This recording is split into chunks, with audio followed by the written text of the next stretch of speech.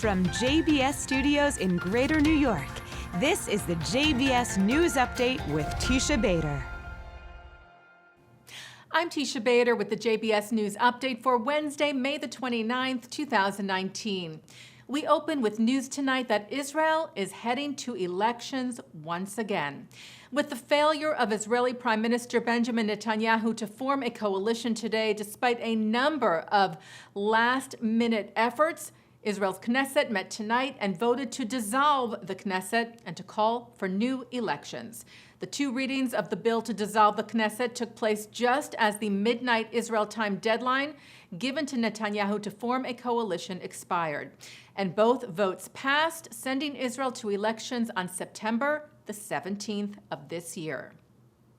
President Rivlin had said earlier today that he would do everything in his power to prevent another election campaign, and that he asked all of the faction representatives to consult today once again. And Rivlin, by the way, met earlier today with visiting Democratic Congressman Eliot Engel in Jerusalem, where he reaffirmed the strong alliance between Israel and the U.S., writing on Twitter, "Our relations have solid foundations, shared values, and a common vision that bind us together." U.S. officials are in Jordan today. The American delegation, which was in Morocco yesterday, is being led by senior White House advisor Jared Kushner. He met with King Abdullah II in Amman, who reportedly told Kushner that only a Palestinian state alongside Israel with its capital in East Jerusalem can lead to long-lasting peace. The Middle East tour by the U.S. delegation, which also includes U.S. Special Representative for International Negotiations Jason Greenblatt and Special Representative for Iran Brian Hook, is set to be aimed at garnering support for the upcoming conference next month in Bahrain, which the U.S. has said will focus on the economic aspect of the U.S. peace plan for Israel and the Palestinians. The team's next and final stop will be Jerusalem. And Florida Governor Ron DeSantis is in Jerusalem today for a meeting of his state cabinet at the U.S. Embassy. The first time a U.S. state cabinet has held a formal governmental meeting at the embassy in Jerusalem. While at the embassy today, DeSantis signed a resolution on the Florida-Israel relationship, as well as a resolution prohibiting anti-Semitism in Florida's public schools and universities. The wife of the late Ari Fold, the American-born Israeli who was murdered in a terror attack in the West Bank last year, Miriam Fold, was also honored at the gathering and spoke at the event.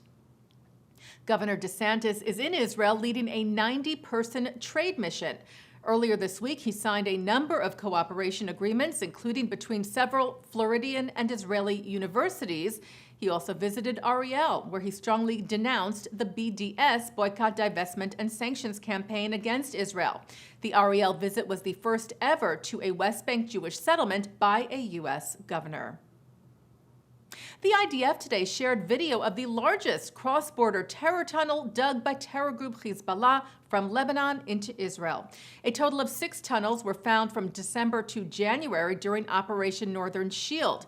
This final tunnel, which the IDF is now in the process of neutralizing and destroying, was discovered in early January. It is said to be the largest and most strategic, with a length of just over half a mile, dug at a depth of 262 feet with 20 stories of stairs and infiltrating 250 feet into Israeli territory.